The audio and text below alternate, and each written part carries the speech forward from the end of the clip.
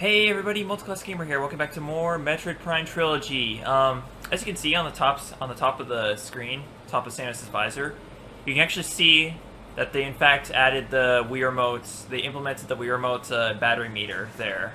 So yeah, it's been on one spec, and it will continue to be like that for probably several episodes because batteries and U-Mos are just strange. They seem to last like much longer than you'd expect. Also, I swear these are plain Splinter cocoons, but it's not counting it.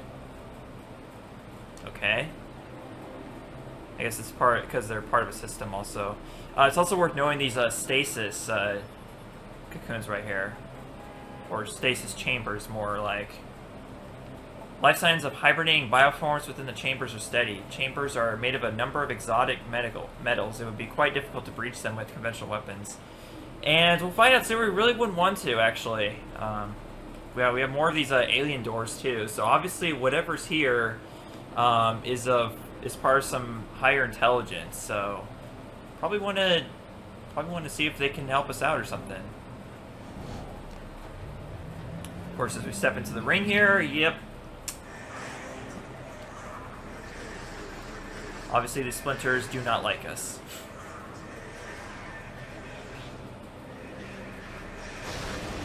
What is this? It's more of that unknown biomass.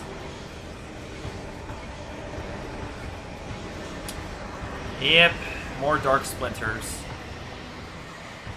You can see a lot of that too, is dark variations of regular enemies. So you want to scan the regular enemies and the dark variations too. And why didn't I refill my missiles before coming in here? This is not good.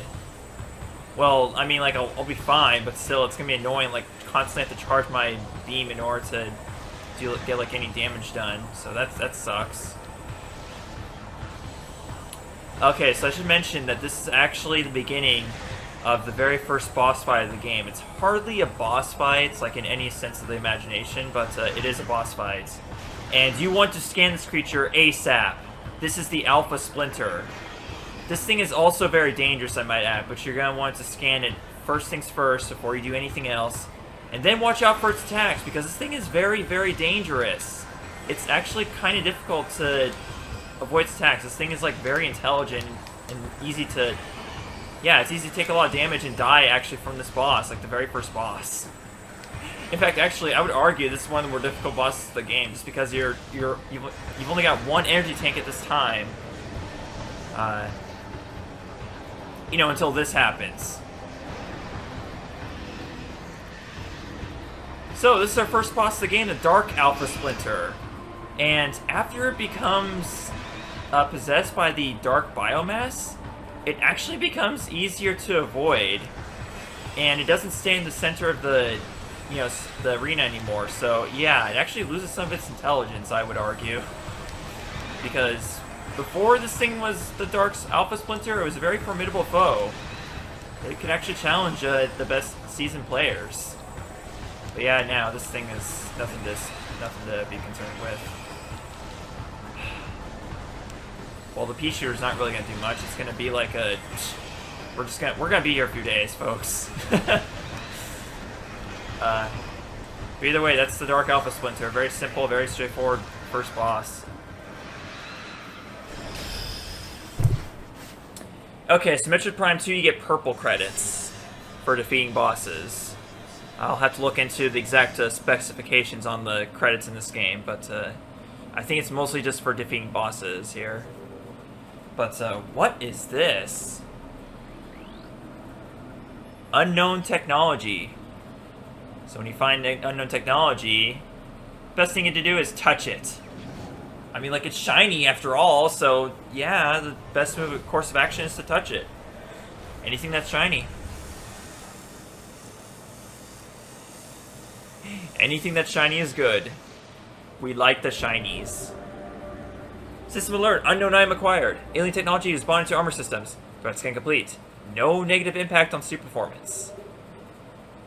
Okay, well, just because it doesn't affect her suit doesn't mean it's not going to affect Samus herself. I mean, we should really consider that. Also, the door we came in actually closed behind us. It is now blocked by one of these alien doors again. So, yeah, there's only one way to go, and that's this way.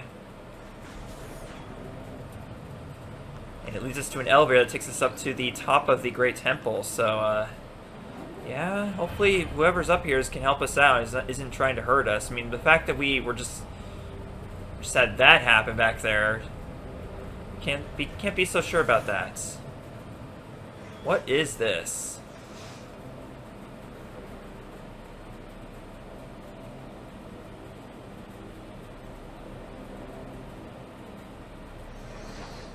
Samus holds her gun up. Do not be afraid. I am U-Mos, Sentinel of the Luminoth. Please listen, hear if our words fail.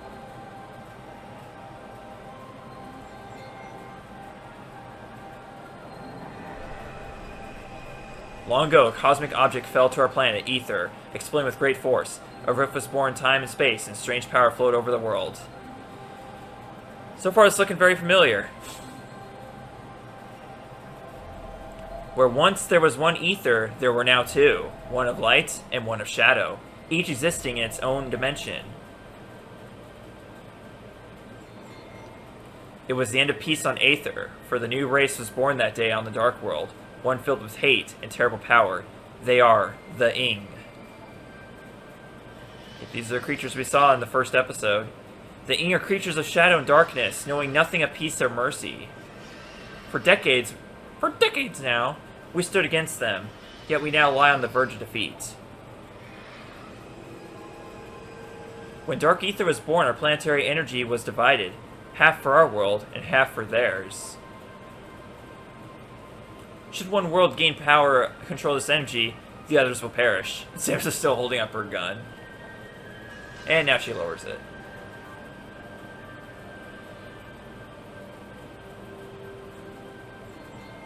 Before you arrived, the Ing had stolen a device from us, one that collects planetary energy with it.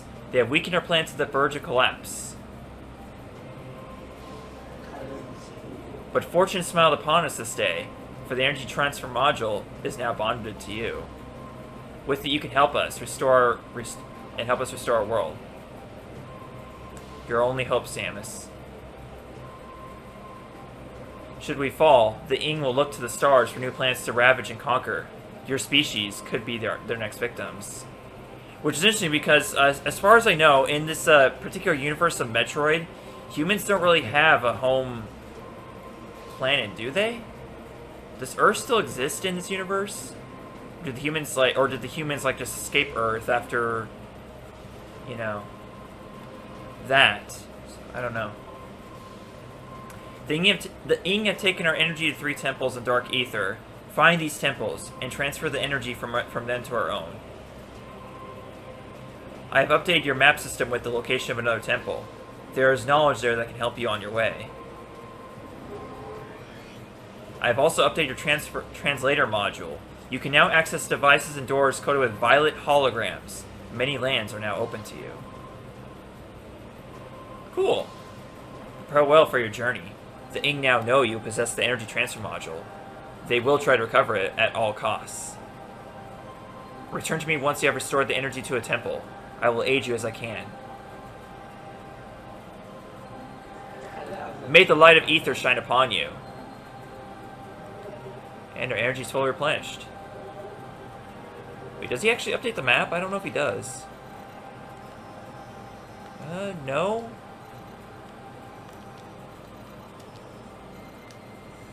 Wait, it sounded like he said that he actually told us where... Oh yeah, that reminds me, shoot. Okay, so here's the thing. Our next goal is actually, it's this way. This is our next goal. Yeah, he didn't actually update the map at all, so I don't know why it says that. But either way, we can now that we have access to these purple holograms, we can scan lore and open those gates too with the purple ones. So just like with the Chozo, we get to learn about the Luminoth this time. Oh, whoopsie. That was a big flub there.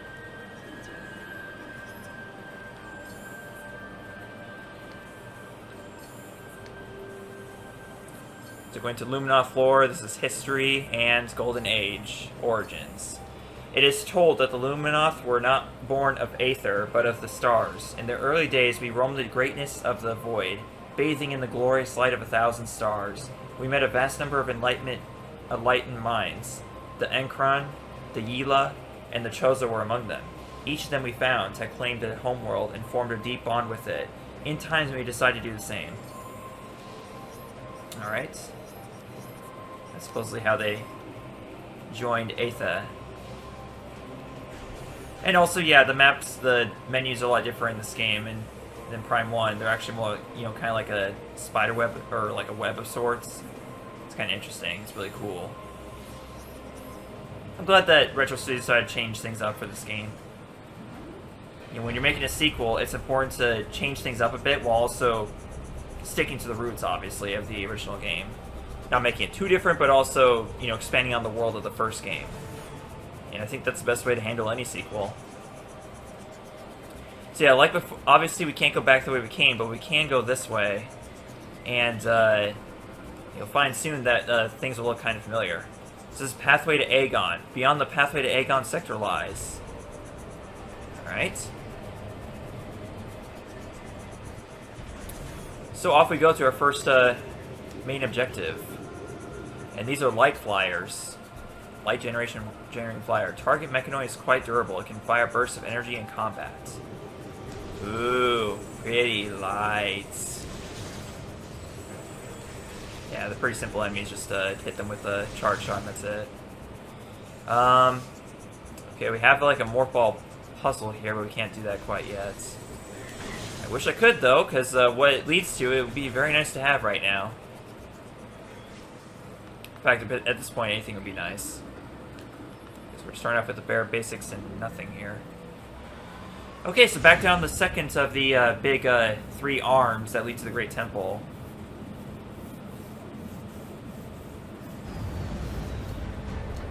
And back down to the temple grounds. Okay, here we go. Let this gateway forever protect our sacred temple. May you find enlightenment and peace. So yeah, Luminoth are also obviously a very peaceful race, and we definitely want to defend them at any cost possible. Okay, now, head straight to this door. I missed another chance to scan the Splinter cocoons. How long is this going to go on? Okay, now if you want to, you can try to destroy these splinters before the biomass takes over, but yeah, it's inevitable that they're just going to become, yeah, unfortunately for them. Seriously? Okay, I guess I'll keep that in mind, that when they are being, in the process of being possessed by the biomass, they will be invulnerable, so that sucks, but whatever. Alright, our missile's back at least. There we go. Okay, so red door missiles, obviously. Now if we go through here, we get our first energy tank. The first of 14, just like in Prime 1. Okay. But it would be a lot more nice, actually, right now to have a missile expansion more than anything else. But, just like in Prime 1, there are 49 of them. But, you're actually going to end up with 255 missiles this time. And there's a specific reason for that, but we'll get into that when that comes into play. So still can't do anything with these, violet interface things, whatever they are. But as you can see, this actually led us straight back to the temple assembly site. So it seems like we can't go any further. Like we just basically went in a big circle and we just ended up right back where we were. But actually with the violet, being able to scan the violet holograms, that pretty much helps us in all the ways that needed. Is there any... Nope, no cocoons, okay. So we're actually supposed to go that way, and we will in just a second, but I want to head back here and show you that this can actually take you back to your ship. Security clearance approved, our door system's online. Through vigilance and strength we create peace. There's actually two violet holograms that are blocking. It blocked us from our ship after we went through the GF base of sorts. Okay, so back to our ship we go. Well, we don't really need to go back. In fact, actually, yeah, it's not really necessary too, because we got full energy and full missiles. But just want to let you know, in case you're playing along, hey, if you want to go back to your ship, it's back there for you. But for now, let's head back to Temple Assembly Sites. Or not Temple Assembly Site, but it's right past here. And that'll lead us to the first major region of the game. So Cocoon's here. Nope, unfortunately no. That's all I'm going to be thinking about going through. Once fertile plains, now sands scorched and ruined by war. May life thrive there again one day. So yes, the first major region of the game we're headed to is Agon Wastes. And man, the memories that place brings back. Hello. So, this is the first key bearer lore. We're not going to find out quite yet about what keys exactly are, per se. But just know that whenever you see a dead Luminoth, it's definitely worth getting out your scan visor to find out about them. Final entry. Warrior J.F. May. Their army swells. Beasts and rogue machines join the ranks of the Horde, all eager to bring death to Luminoth. The Ing sent these new additions to the industrial site to do battle with me, while they watched from safety. Cowardly mongrels. My only regret in death is that I did not live to see the day of their defeat. May it come soon.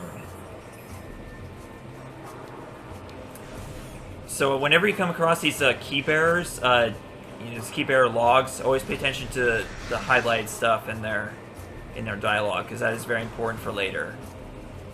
But not right now. But what is important is past this, and that is our first missile expansion.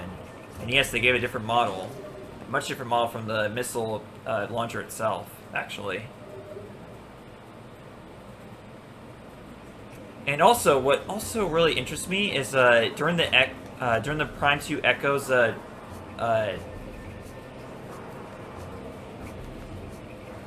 during the Prime 2 Echoes bonus disc, there was actually a fall hazard was being close to a big ledge like this actually activated the hazard meter. And it doesn't do that in the regular game, which is kind of interesting.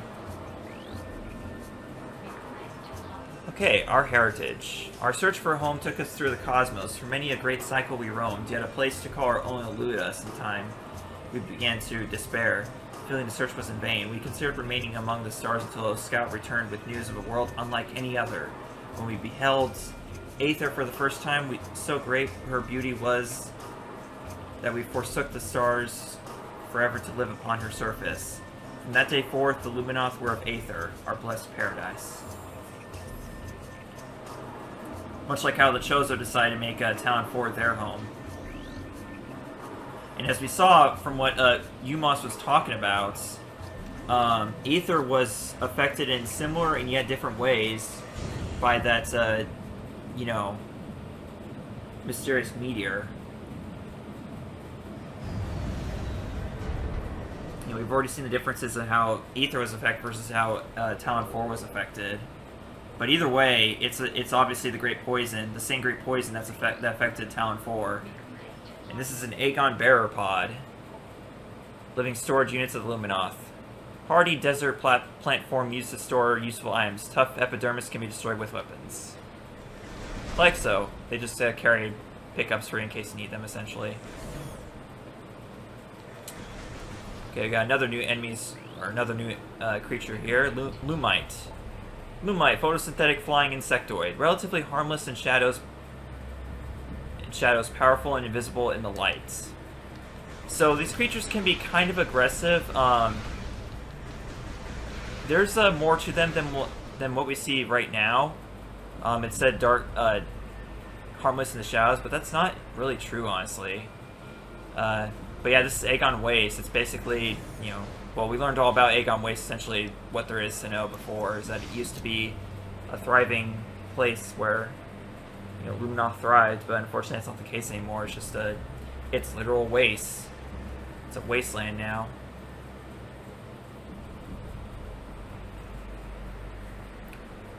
But also, this continuous thunderstorm is actually an effect of the meteor that's the Great Poison that's affecting Aether. You know, it's supposed to be just clear skies, but that's unfortunately not the case. So this is a sand digger, desert-based tunneling bioform, extremely well armored. Target exposed eyes to damage this creature. Not only that, but it's also two-sided. You have to attack the tail is also another head. So you gotta destroy one head, both the heads, in order to actually destroy the creature itself. Yeah, this is another one of those examples where it gets kind of gory. Now through here is a save station. I'm gonna keep this. Well, actually, I'm gonna go here because it's time to end off the episode. Oh, here we go. Come on, there we go. Sand bats, small airborne predator pack. Contact with targets can cause minor damage. Targets travel in flying swarms. So there's that. But yeah, next time on Metroid Prime 2 Echoes, or Metroid Prime Trilogy. Wow, am I gonna say it? Am I just gonna start saying Echoes for the rest of this game? Probably. We're going to further explore Agon Waste and figure out what's going on here and what we're supposed to do in each of the major lands to restore the energy to plain old Aether. So, yeah, see you folks later. Bye.